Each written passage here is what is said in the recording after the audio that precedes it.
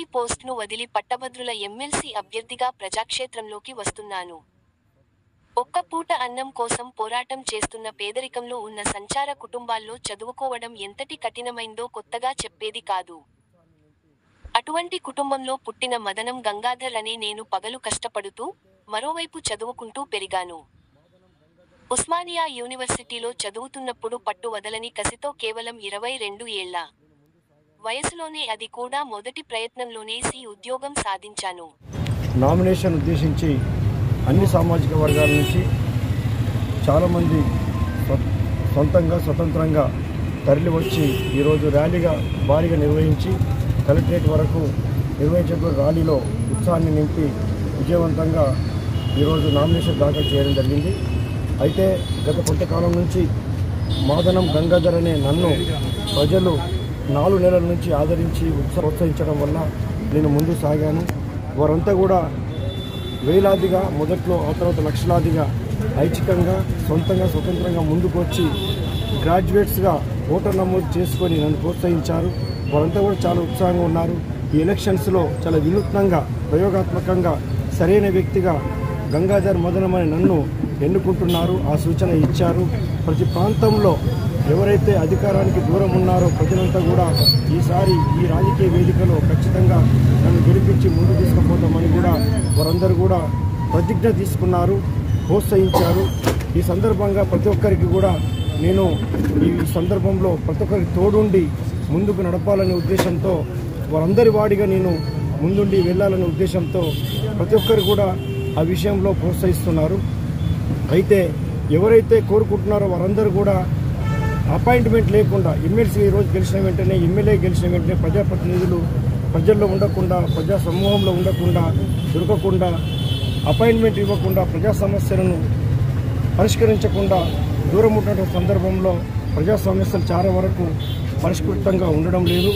ఈ రోజుల్లో ఈ సమస్యలన్నిటి కూడా పరిష్కారం లభించాలంటే నా జీవిత నేపథ్యం ఏదైతే ఉందో, సంచార జీవిగా, బాల కార్మికుడిగా, ఒక న్యూస్ పేపర్ బాయ్గా, ఒక స్టూడెంట్ లీడర్గా, ఒక క్రీడాకారుడిగా, ఒక ఉస్మానియా యూనివర్సిటీ విద్యార్థిగా, అతి తక్కువ వయసులో 22 సంవత్సరాల వయసులో సబ్ ఇన్స్పెక్టర్గా సెలెక్ట్ అయ్యి 26 సంవత్సరాల పాటు ఎస్ఐగా, సిఐగా, డిఎస్పీగా పనిచేసి విజయవంతంగా, క్రమబద్ధంగా, నిబద్ధతతో పనిచేసి 200 అవార్డుల వరకు, అందులో చెప్పుకోదగ్గ అవార్డు నిబద్ధతతో పనిచేయడం వల్ల ముఖ్యమంత్రి సర్వోన్నత పథకం, అదేవిధంగా ఉత్తమ సేవా పథకం, కఠిన సేవా పథకం, ఇంకా 200 అవార్డుల వరకు తీసుకొని సత్కరించబడ్డాను.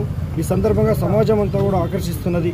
ఇలాంటి వ్యక్తులు సమాజంలో, వ్యవస్థలో పనిచేయడం వల్ల వ్యవస్థలో, సమాజంలో కావలసినటువంటి మార్పులు వస్తాయని చెప్పి సమాజం అంతా కూడా కోరుకుంటుంది.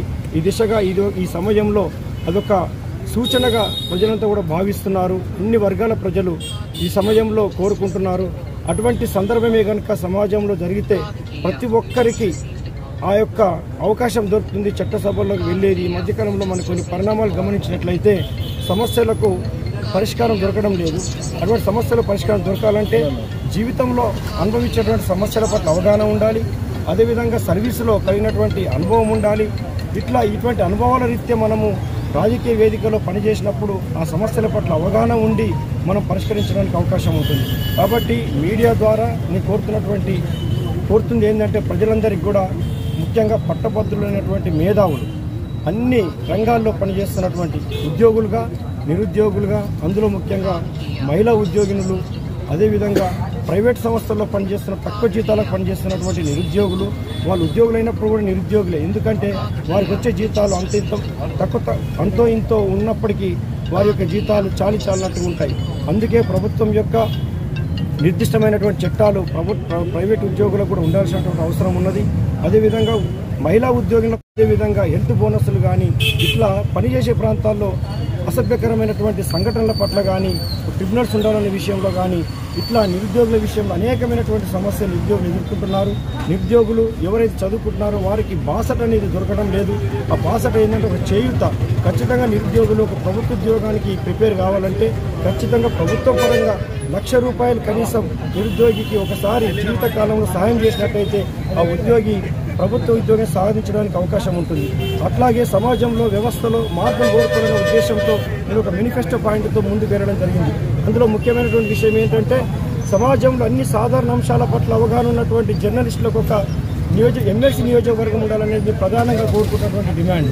ఆ డిమాండ్ ఖచ్చితంగా ఈసారి ఎమ్మెల్సీ అభ్యర్థిని గెలిచిన తర్వాత జర్నలిస్టులకు కూడా గ్రాడ్యుయేట్స్కి ఉన్నట్టుగానే, టీచర్స్ ఎమ్మెల్సీకి ఉన్నట్టుగానే, ప్రజాప్రతినిధులకు ఉన్నట్టుగానే ఈ యొక్క జర్నలిస్టులకు కూడా ఖచ్చితంగా ఒక నియోజకవర్గం ఉండాలని చెప్పి ఎమ్మెల్సీ పరంగా నేను కొట్టడం జరుగుతున్నది. ఆ విషయంలో ప్రతి జర్నలిస్టు కూడా ఈ విషయంలో ప్రోత్సహిస్తూ ముందుకు నడిపిస్తున్నారు. వారందరికీ కూడా కృతజ్ఞతలు. అదేవిధంగా ఇంకా లాయర్లకు, చట్టం తెలిసినటువంటి లాయర్లకు ఖచ్చితంగా ఏర్పాటు చేయాలని చెప్పాం. ఆ డిమాండ్ కూడా మేనిఫెస్టో పాయింట్లో బాగా పెట్టాం. తెల్లకోట అంటే డాక్టర్లు, ఒక మెడికల్ ప్రాక్టీషనర్ నుంచి మొదలుకుంటే ఒక మెడికల్ ప్రొఫెసర్ వరకు కూడా డాక్టర్లకు కూడా ఖచ్చితంగా ఎమ్మెల్సీ కాన్స్టిట్యున్సీ ఉండాల్సినటువంటి అవసరం ఉంది. అంటే మొత్తంగా ఒక ఎమ్మెల్సీ స్ట్రక్చర్ 1950లో ఏర్పడినటువంటి 75 ఇయర్స్ కింద ఏర్పడినటువంటి ఒక కలోనియల్ చట్టం ద్వారా ఏర్పడినటువంటి ఆ చట్టాన్ని సవరించి సబ్బండ వర్గాలు, వృత్తి నిపుణులు ప్రతి ఒక్కరికి కూడా ఆ చట్టసభల్లో ప్రాతినిధ్యం ఉండే విధంగా నేను మేనిఫెస్టో తయారు చేశాను. దానికి అందరూ కూడా పట్టభద్రులైనటువంటి మేధావులందరూ కూడా దానికి ఆకర్షితులవుతున్నారు. అదేవిధంగా ఎగ్జిక్యూటివ్ కాన్స్టిట్యున్సీ కూడా ఉండాలని చెప్పి, ఎమ్మెల్సీ ఎగ్జిక్యూటివ్ కాన్స్టిట్యున్సీ కూడా ఉండాలని చెప్పి నేను కోరడం జరిగింది, డిమాండ్ పెట్టడం జరిగింది మేనిఫెస్టోలో. అది ఎలా అంటే ఒక అటెండర్ నుంచి చీఫ్ సెక్రటరీ వరకు, ఒక హోంగార్డ్ నుంచి డీజీపీ వరకు ప్రతి పోలీసు కూడా అందులో ఒక ఎగ్జిక్యూటివ్ బాడీగా, ఒక ఎగ్జిక్యూటివ్ కాన్స్టిట్యున్సీలో పాల్గొని ఎమ్మెల్సీగా ఎంపికై చట్టసభలో ఉండాల్సినటువంటి అవసరం ఉన్నదని చెప్పడం జరుగుతుంది. అదేవిధంగా ప్రతి డిపార్ట్మెంట్లోనూ అనేకమైనటువంటి సమస్యలను ప్రభుత్వ ఉద్యోగులు ఎదుర్కొంటున్నారు. రాబోయే పీఆర్సీలో కూడా సముచిత న్యాయం జరగాలని చెప్పి, ఖచ్చితంగా 50% ఫిట్మెంట్ ఉండాలని చెప్పి నేను మేనిఫెస్టో పాయింట్లు పెట్టుకోవడం జరుగుతున్నది. అదేవిధంగా ఉద్యోగులే కాకుండా పోలీస్ డిపార్ట్మెంట్లో ఆనాదిగా 1990 సంవత్సరాల నుంచి 98 సంవత్సరాల నుంచి స్టైపెండ్ సిస్టమ్ ఉంది. ఆ స్టైపెండ్ సిస్టము రద్దు చేయాలని చెప్పి కూడా నేను మేనిఫెస్టో పాయింట్లో పెట్టుకోవడం జరుగుతున్నది. ఆ మేనిఫెస్టో పాయింట్లో పెట్టినటువంటి పోలీసుకు సంబంధించినటువంటి ముఖ్యంగా కానిస్టేబుల్ సర్వీస్, ఎస్ఐ సర్వీస్, ఈ టూ సర్వీసెస్లో ఆర్థిక విఘాతం, ఆర్థిక సంక్షేమానికి విఘాతం కలుగుతున్నది.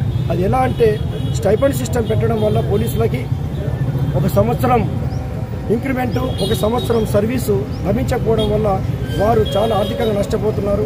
ఒక కానిస్టేబుల్ జీవిత కాలంలో 30 సంవత్సరాల పాటు పనిచేస్తున్న క్రమంలో దాదాపు 30 నుంచి 40 లక్షల వరకు ఆర్థిక విఘాతం జరుగుతున్నది. అదేవిధంగా ఒక ఎస్ఐ లెవెల్ సర్వీస్ మొత్తంలో ఒక 50 లక్షల వరకు రూపాయలకు ఆర్థిక విఘాతం జరుగుతున్నది. ఇదే విధంగా టీచర్స్ కూడా ఈ వ్యవస్థలో ఎగ్జిక్యూటివ్ సిస్టంలో స్టైపెండ్ సిస్టమ్ ఉండేది. వారు సముచితంగా పోరాడి న్యాయ పోరాటం చేసి వాళ్ళు న్యాయం పొందారు. అదేవిధంగా పోలీస్ డిపార్ట్మెంట్లో ఉన్నటువంటి SI level and constable 2 services కూడా ఖచ్చితంగా న్యాయం జరగాలని చెప్పి పట్టభద్రుల తరఫున, పోలీస్ పట్టభద్రుల తరఫున, అదేవిధంగా ప్రతి డిపార్ట్మెంట్లో పనిచేస్తున్నటువంటి పట్టభద్రుల తరఫున, నిరుద్యోగుల తరఫున, మహిళా ఉద్యోగుల తరఫున ఇట్లా అనేకమైనటువంటి వృత్తి నిపుణుల పట్ల నేను ఒక స్పష్టమైనటువంటి విధానంతో ముందుకు వెళ్తున్నాను. ప్రతి ఒక్కరూ ఇంకా 2 వారాల పాటు ఇంకా ఈ ఎలక్షన్ యొక్క పరిధి నడుస్తున్నది. ప్రతి ఒక్క గ్రాడ్యుయేటు సానుకూలంగా స్పందించండి. ఎందుకంటే డిఎస్పీగా నేను పదవి విరమణ తీసుకొని నిష్క్రమించి ఈ వ్యవస్థలో, ఈ పొలిటికల్ ప్లాట్ఫామ్లో ఉండి అందరి సమస్యలు పట్టించుకొని ఒక అవగాహనపూరితంగా ముందుకు సాగాలనే ఉద్దేశంతో నేను వచ్చాను. ఇంకా 12 ఏళ్ల సర్వీస్ ఉంది. ఐపీఎస్ కన్ఫర్డ్ కావడానికి కూడా అవకాశం ఉంది. ఒక సీనియర్ ఎస్పీగా రిటైర్డ్ కావడానికి కూడా అవకాశం ఉండే. అటువంటి సర్వీస్ కూడా వదులుకొని నేను సర్వీస్ చేయడానికి వచ్చాను. కాబట్టి ప్రజలందరూ కూడా, ముఖ్యంగా పట్టభద్రులైనటువంటి మేధావులందరూ కూడా నేను సర్వీస్ చేసే వ్యక్తిని అన్న విషయాన్ని మీరు నా యొక్క పాంప్లెట్ ఇప్పటికే దాదాపు 10 లక్షల మంది నా పాంప్లెట్ చదివారు, ప్రతి లైన్ చదివారు. మీరు అర్థం చేసుకొని నేను సర్వీస్ చేసే వ్యక్తిని, ఈ సమాజంలోకి వచ్చానని చెప్పి నన్ను ప్రతి ఒక్కరు కూడా నమ్మండి, విశ్వసించండి. వారి విశ్వాసాన్ని పొందే విధంగా నేను ప్రయత్నం చేస్తున్నాను. ఇంకా కూడా విశ్వాసాన్ని పొందే విధంగా నేను ప్రయత్నం చేస్తాను. ప్రతి ఒక్కరు కూడా ముందుండి నడపండి. ఎందుకంటే సమస్యలు పరిష్కరించాలంటే అనుభవం ఉన్నటువంటి వ్యక్తులు కావాలి. నేను సర్వీస్ చేయడానికి వచ్చాను కానీ వ్యాపారాలు చేయడానికి, వ్యాపారానికి ఉపయోగించుకోవడానికి రాలేదు. అదేవిధంగా ప్రజలకు అందుబాటులో ఉండడానికి వచ్చాను కానీ ఉండడానికి రాలేదు. ఈ విషయం పూర్తిగా గమనించాలి. ప్రశ్నించాలంటే గొంతు ఉండాలి, ప్రశ్నించాలంటే విశ్లేషణ ఉండాలి, ప్రశ్నించాలంటే అవగాహన ఉండాలి సమస్యల పట్ల. కానీ ఈ రోజుల్లో కొంతమంది ప్రశ్నించడానికి అవకాశమే లేదు, నోరు విప్పడానికి అవకాశం లేదు, సమస్యల పట్ల మాట్లాడడానికి అవకాశం లేదు. సమాజంలో ఏమాత్రం అవకాశం లేనటువంటి వారిని సమాజం గుర్తించిందనుకోండి, మళ్ళా సమాజం బోల్తపడుతుంది. ఈ విషయంలో పట్టభద్రులైనటువంటి మేధావులు, పట్టభద్రులైనటువంటి ఓటర్లను, ముఖ్యంగా ఎలక్టర్స్ను వారిని సానుకూల దృక్పథంలోకి మార్చి సానుకూల దృక్పథంలోకి మార్చి ఒక భిన్నమైన సంస్కృతి ఏర్పడ్డది ఓటర్లలో. ఆ భిన్నమైన సంస్కృతి ఉంటే ఈ సమాజానికి చెడు జరుగుతున్నది, ప్రమాదకరంగా ఉంటుంది, ప్రమాదం కూడా జరుగుతుంది. కాబట్టి ఓటర్లందరూ మేలుకొని, పట్టభద్రులైనటువంటి మేధావులందరూ మేలుకొని సానుకూల దృక్పథంలో తీసుకొచ్చి మంచి వారిని, మంచి స్వభావం ఉన్నటువంటి వ్యక్తులను సమాజంలో రాజకీయ వ్యవస్థలో పెట్టడం వల్ల ఇంకా మంచి స్వభావం ఉన్నటువంటి మేధావులు, చదువుకున్న వారు ఇంకా రాజకీయ వేదికలకు రావడానికి అవకాశం ఉంటుంది. అటువంటి జనరేషన్ గ్యాప్ కూడా పూరించడానికి అవకాశం ఉంటుంది. ఈరోజు నా యొక్క నామినేషన్కు వచ్చినటువంటి సబ్బండ వర్గాలు ప్రతి ఒక్కరూ నా మేలు కోరుకొని, ముఖ్యంగా వారి మేలు కోరుకొని నేను నిలబడ్డందుకు, నా మేలు కోరుకొని వారు వచ్చినందుకు, ఈ ర్యాలీలో భారీగా పాల్గొన్నందుకు ప్రతి ఒక్కరికి, ఉద్యోగులకు, నిరుద్యోగులకు, అదేవిధంగా సమాజం మేలు కోరుతున్నటువంటి ప్రతి ఒక్క వ్యక్తికి ఈరోజు నేను అందరికీ కూడా శుభాకాంక్షలు తెలుపుతున్నాను. అదేవిధంగా వారందరికీ కూడా నమస్కారాలు తెలుపుతున్నాను. ముఖ్యంగా మీడియా మిత్రులు గుర్తుపెట్టుకోవాలి, ఖచ్చితంగా సాధారణ అంశాల పట్ల అవగాహన ఉన్నటువంటి మీడియా మిత్రులందరూ కూడా జర్నలిజం చేస్తున్నారు. వారు ఎంతో కష్టపడి, ఎంతో శ్రమ ఓడ్చి, ఎంతో భయోందనలకు గురై ప్రాణాలు కూడా పణంగా పెట్టినటువంటి జర్నలిస్టులు అందరికీ కూడా ఖచ్చితంగా ఒక జర్నలిస్టు నియోజకవర్గం, ఎమ్మెల్సీ నియోజకవర్గం ఉండాలని చెప్పి పోరాటం జరుగుతున్నది. మీ అందరికీ కూడా నేను కృషి చేస్తాను, మీ వెంట ఉంటాను, నా ఇంట కూడా మీరు ఉండాలి. ఈ విషయం మేము చెప్పడమే కాదు, పరిష్కారం చేయాలి. అసలు వ్యవస్థలో మార్పు అంటే ఏంది? వ్యవస్థలో మార్పు అంటే ఇదే. నేను ఏదైతే చెప్తున్నానో, ఎమ్మెల్సీ స్ట్రక్చర్ను మార్చాలంటున్నాం, అందరికీ కూడా అవగాహన కలిగించాలంటున్నాం, అందరికీ కూడా ప్రాతినిధ్యం కలిగించాలంటున్నాం. అలాగే రాజకీయ వ్యవస్థలో, సమాజ వ్యవస్థలో ఎన్నో విషయాలు ఉన్నాయి. అట్లా అన్ని విషయాల పట్ల కూడా ఒక అవగాహన ఉన్నటువంటి వ్యక్తిగా పోరాడడానికి అవకాశం ఉన్నది. కాబట్టి ప్రతి ఒక్కరూ నన్ను ప్రోత్సహించండి. ప్రతి పట్టభద్రుని మీడియా ద్వారా కోరుతున్నాను, నన్ను ప్రోత్సహించండి. ఈసారి చట్టసభలో కూర్చోబెట్టండి. ఇప్పటికీ ఒక సూచన ఇచ్చారు, ప్రతి ఒక్కరూ కోరుకుంటున్నారు, గంగాధర్ మదనంకు మొదటి ప్రాధాన్యత ఓటు వేసి గెలిపిస్తామంటున్నారు. అదేవిధంగా మేధావులైనటువంటి పట్టభద్రులు ప్రతికూలంగా ఉన్నటువంటి వారిని అందరినీ కూడా సానుకూల దృక్పథంలోకి మార్చి వారందరితో కూడా మొదటి ప్రాధాన్యత ఓటు వేసి గెలిపించగలరని చెప్పి అందరికీ కూడా మీడియా ముఖంగా నేను నమస్కారాలు తెలియజేస్తున్నాను.